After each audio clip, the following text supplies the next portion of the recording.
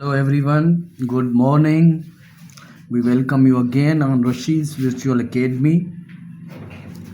आज का जो हमारा सेशन है वो बहुत ही अहमियत का हामिल है सेशन, और ख़ास तौर पर ये वीडियो मैं उन कैंडिडेट्स के लिए बना रहा हूँ जो CSS 2025 में अपीयर होने जा रहे हैं। अब मेरे ख्याल से जो है ना तकरीबन मंथ के करीब ही जो है ना दिन बचे हैं, और लास्ट डेज़ जो होते हैं CSS के वो बहुत परेशान कुन होते हैं। बहुत सारे कैंडिडेट्स परेशान होते हैं कि हमें जो है ना कैसे सम अप करना है सारी प्रिपरेशन को, कैसे जो है हमें जो है सारी जो CSS है उसको प्लान आउट करना है, किस तरीके से हमें पेपर देने चाहिए और किस तरीके से हमें जो है अपनी स्टडीज़ को मैनेज करना चाहिए। तो मेरे ख्याल से मैंने ये वीडियो इसलिए बनाई है और ख़ास तौर पर उनके लिए बनाई है जिनका जो है ना ये सेकंड अटेम्प्ट हो या थर्ड अटेम्प्ट हो, या सेकंड या थर्ड अटेम्प्ट वाले जो हैं उनके लिए ख़ास तौर पर ये मैंने एक प्लान आउट बनाया है और आपके साथ शेयर कर रहा हूँ वीडियो के ज़रिए। अगर आप इस पे अमल करेंगे तो इंशाल्लाह आपको फ़ायदा होगा और बहुत परेशानी से आप बच जाएंगे, और हो सकता है आप फेलियर से भी बच जाएं और आप क्वालिफाई कर लें CSS। अब सबसे पहले जो मसला होता है CSS में, जब दिन करीब आते जाते हैं या 3 माह बच जाएँ या 2 या 1 माह बच जाए तो परेशानी मज़ीद बढ़ती जाती है। लेकिन हमें यहाँ पर परेशान नहीं होना चाहिए। यहाँ पर अपने जो है मेंटल जो नर्व्स हैं हमें उसको कंट्रोल करना चाहिए और ज़हनी तौर पर हमें रिलैक्स रहना चाहिए और अपनी प्रिपरेशन को अच्छे तरीके से जो है ना कंटिन्यू करना चाहिए। अब प्रिपरेशन को अच्छे तरीके से कैसे कंटिन्यू करेंगे हम? जब हमारे पास डिसिप्लिन होगा। जब हमारे पास डिसिप्लिन होगा तो हम तरीके से जो है ना इस चीज़ को कर सकते हैं। डिसिप्लिन के बगैर हम जो है हो सकता है कि हम एक परेशानी का शिकार हो जाएं और हो सकता है कि हम अच्छे तरीके से अटेम्प्ट ना दे सकें। तो डिसिप्लिन के लिए हमें क्या करना चाहिए? सबसे पहले मैं आपकी खिदमत में ये अर्ज़ रखता हूँ कि जो CSS पास करने की कौन से ऐसे सब्जेक्ट हैं जो आप CSS में पास कर लेते हैं तो सारी CSS आपकी पास हो जाती है। वो 2 सब्जेक्ट्स हैं, एक तो ऐसे है आपका और दूसरा है आपका प्रेसिएंट कंपोजिशन। ये 2 सब्जेक्ट जो है ना, दीज 2 सब्जेक्ट्स जो है ना ये बहुत ही इम्पॉर्टेंट हैं CSS को क्वालिफाई करने के लिए।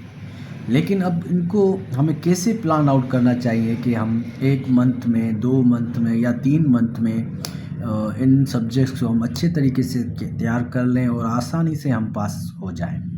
क्योंकि जो ऑप्शनल सब्जेक्ट्स होते हैं, ऑप्शनल सब्जेक्ट में जो है ना मेरे ख्याल से उसमें इतना मसला नहीं होता।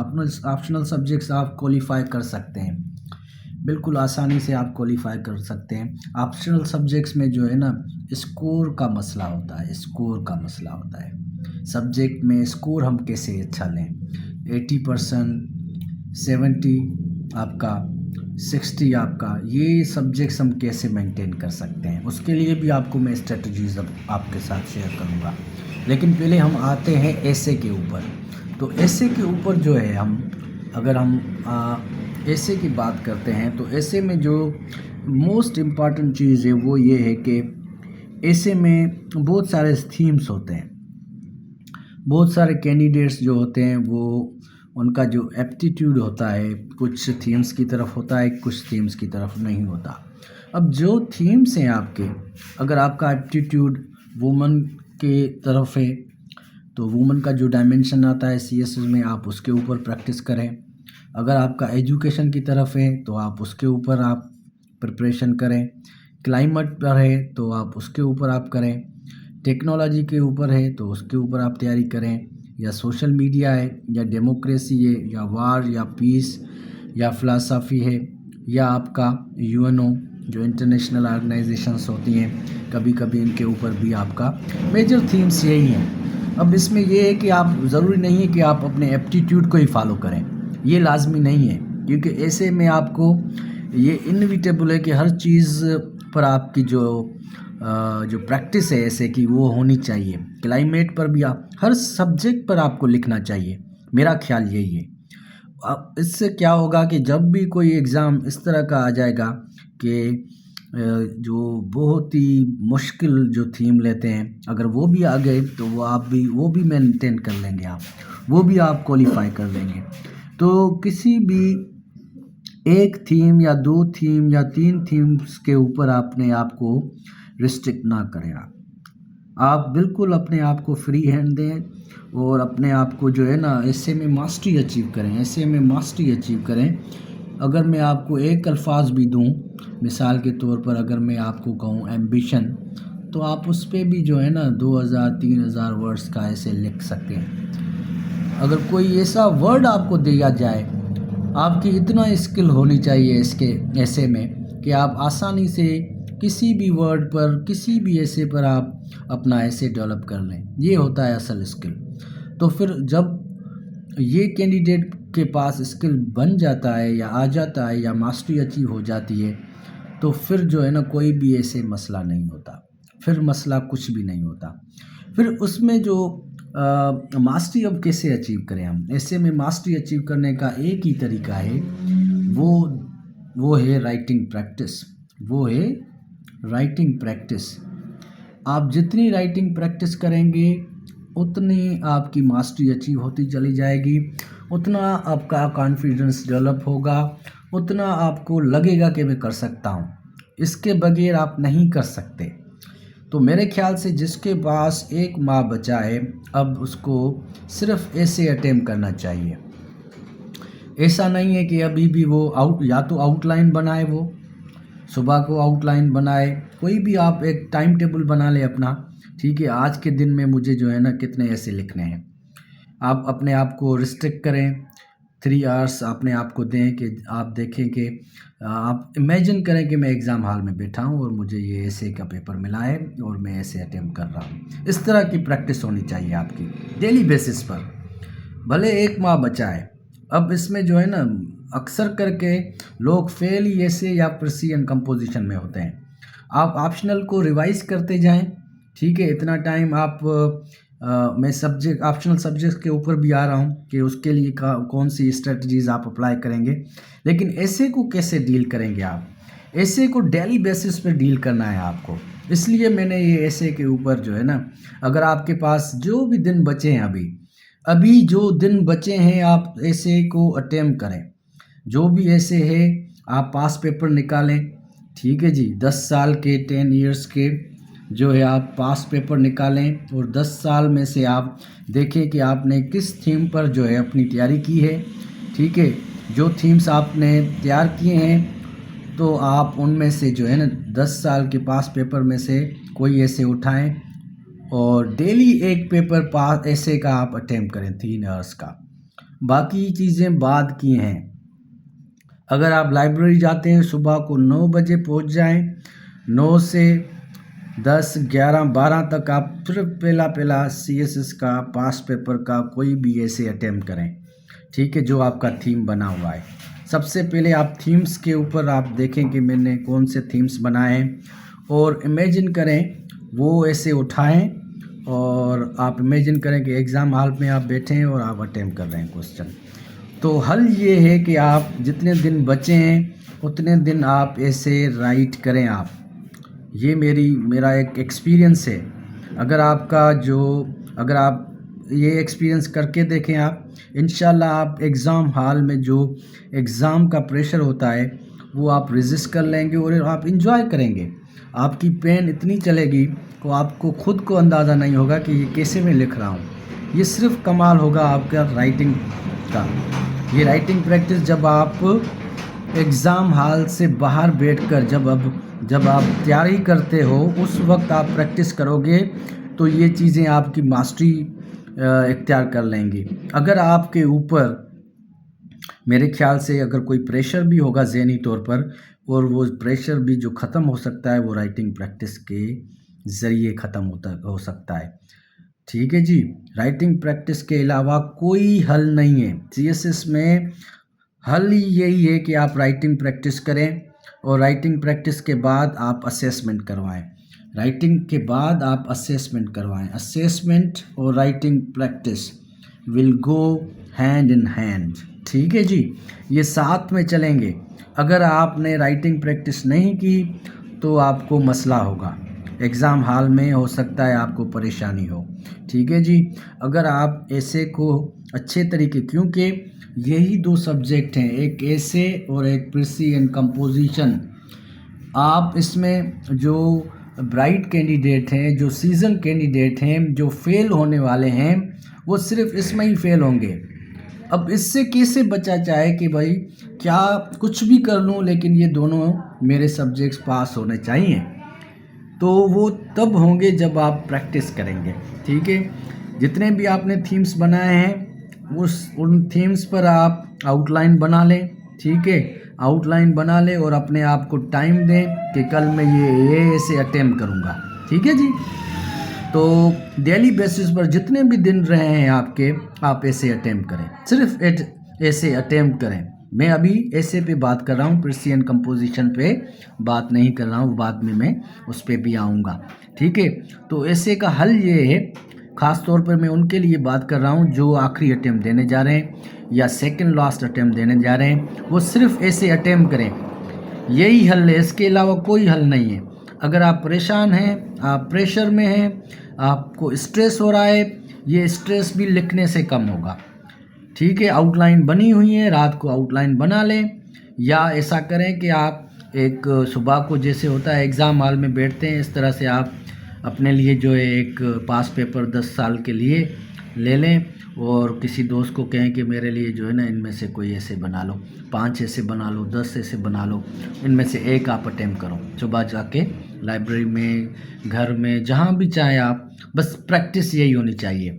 बाकी तैयारी जो भी आप करोगे वो सारा आपका जो है ना, मेरे ख्याल से आपको काम तो आएगा। आपको एक फॉल्स सेटिस्फेक्शन मिलेगी कि मैं तैयारी कर रहा हूँ, लेकिन वो कॉन्फिडेंस अंदर से नहीं मिलेगा। जब तक आप ऐसे को अटेम्प्ट नहीं करेंगे, आपको कॉन्फिडेंस अंदर से नहीं मिलेगा।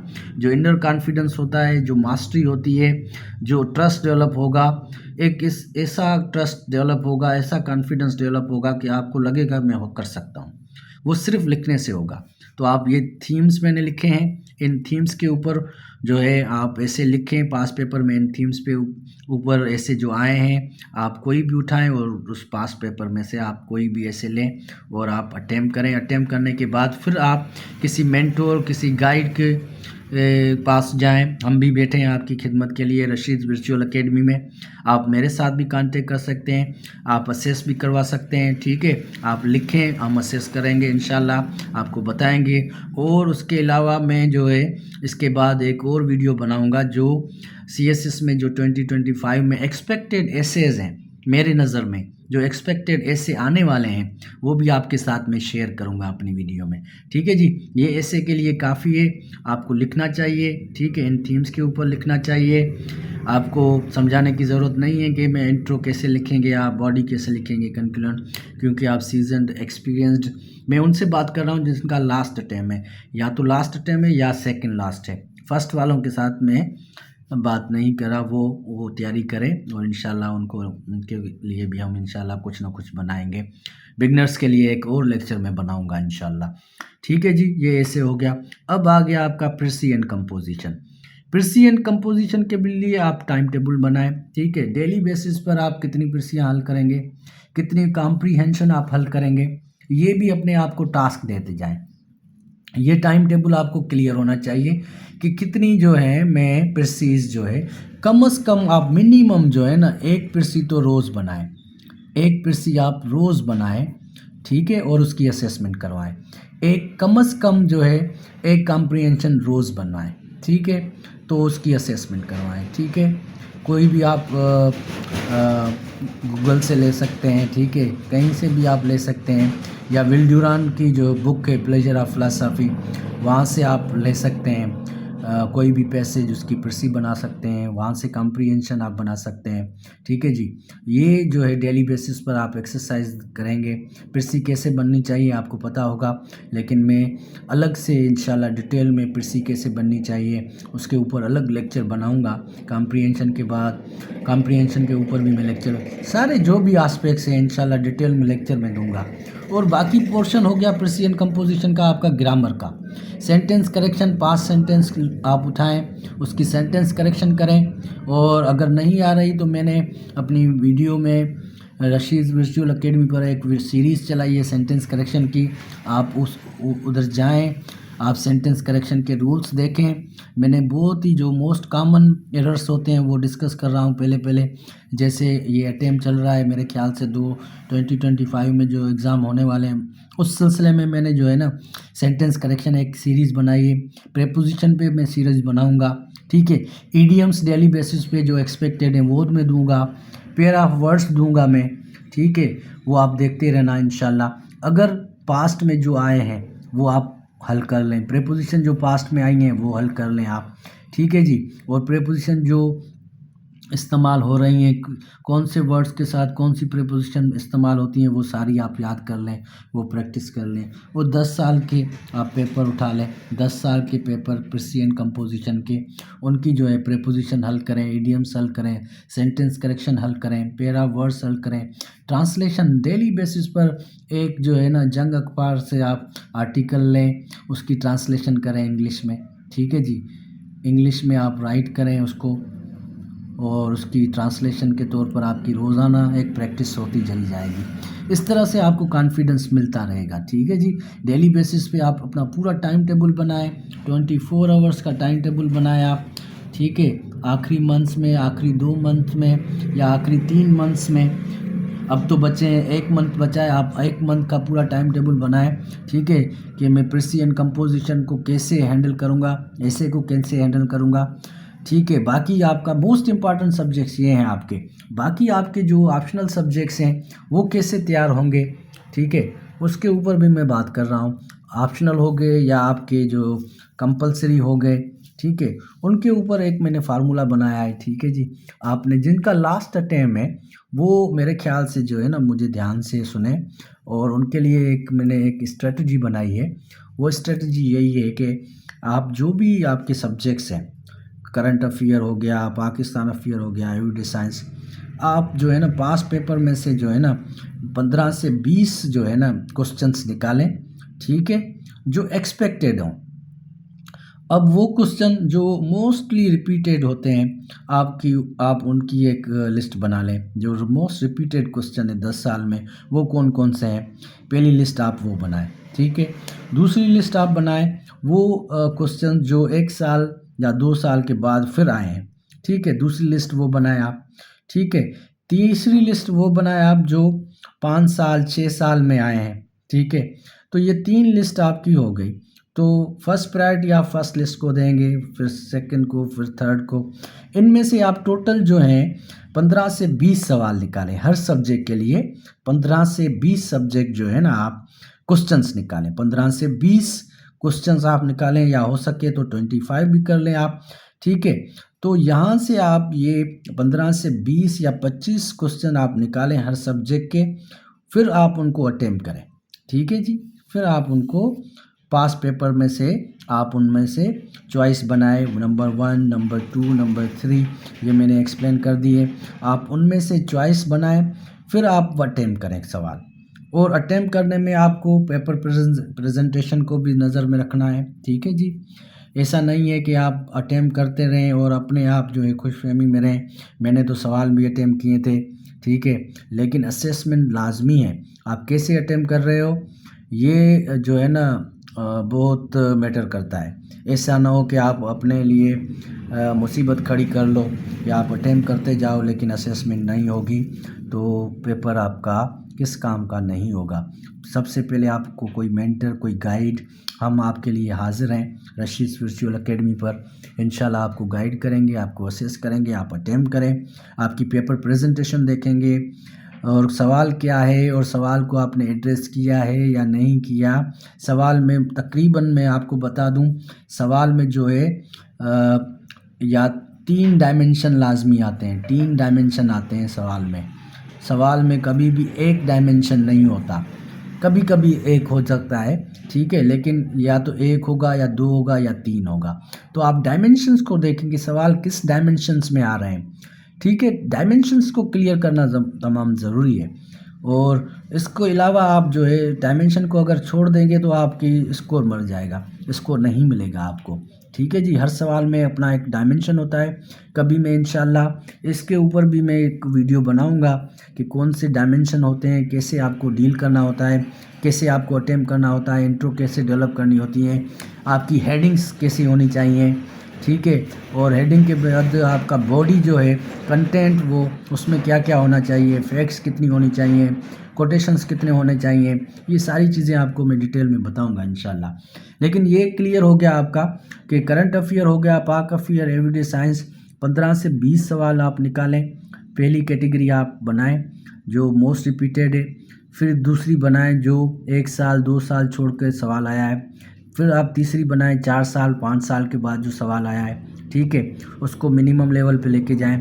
2 और फर्स्ट कैटेगरी में से आप 15 को 20 को क्वेश्चंस को आप बनाएं और उसको आप अटेम्प्ट करें। यही आपके लिए हल है। आपके पास जो है सारा दिन आप ऐसे नहीं लिखेंगे, सारा दिन आप पर्सियन कंपोजिशन को हल नहीं करेंगे, आपके लिए पूरा दिन पड़ा है, रात पड़ी है, आप रात को भी अटेम्प्ट कर सकते हैं। कोई भी पेपर आप उठा लें, ठीक है, उनके पास पेपर देखें आप, जो मोस्ट एक्सपेक्टेड क्वेश्चन हैं आप उनको उठाएं, उनके ऊपर लिखें डेली बेसिस पर। तो डेली बेसिस पर आप लिखेंगे तो इंशाल्लाह आपके अंदर कॉन्फिडेंस बढ़ता जाएगा और आपको मज़ा आएगा जब एग्ज़ाम में आप अपीयर होंगे। एग्ज़ाम हॉल में जो प्रेशर होगा आपका वो बिल्कुल ज़ीरो होगा, क्योंकि आपने अटेम्प्ट कर लिया है, आपकी प्रैक्टिस हो चुकी है, आपको कोई भी चीज़ परेशान नहीं करेगी। सिर्फ आपको पेपर मिलने की देर है, आपका इंशाल्लाह हाथ तैयार होगा लिखने के लिए। और इसी तरह से पोल साइंस, IR हो गया, पोल साइंस हो गया, मैं एक मिसाल के तौर पर दे रहा हूँ, 200 का ये जो सब्जेक्ट होते हैं 200 के, उसमें से आप जो है ना 15 से 20 सवाल पास पेपर्स में वही कैटेगरी 1 2 3 वही फार्मूला आप अप्लाई करेंगे। इस तरह से आप क्वेश्चंस बनाएंगे, फिर अटेम्प्ट करेंगे आप, ठीक है। जनरल स्टडीज़ में भी आप ऐसा ही करेंगे, क्रिमिनोलॉजी में भी आप ऐसा करेंगे, सिंधी में आप ऐसा करेंगे, गवर्नेंस एंड पब्लिक पॉलिसी में आप ऐसा करेंगे। जो भी जिसके मैंने वो सब्जेक्ट्स लिखे थे जो मैंने खुद उठाए थे, ठीक है जी, मैंने 2019 में दी थी और हार्ड लक था मेरा, मैं नहीं हो सका, कोई मसला नहीं, लेकिन आपकी खिदमत में हाज़िर हूँ मैं। और यही एक्सपीरियंस इंशाल्लाह आपको काम आएगा। ये हमारी पास की मिस्टेक्स हैं, जो हमने मिस्टेक की थी वो मैं कह रहा हूँ कि आप ना करें, ठीक है। और इस तरह से आप अपने आप को इंशाल्लाह क्वालिफाई कर लेंगे CSS में। इस तरह से आप एक अपना टाइम टेबल बनाएं, ठीक है जी। हर अटेम्प्ट को जो है ना, हर पेपर को अटेम्प्ट करना है।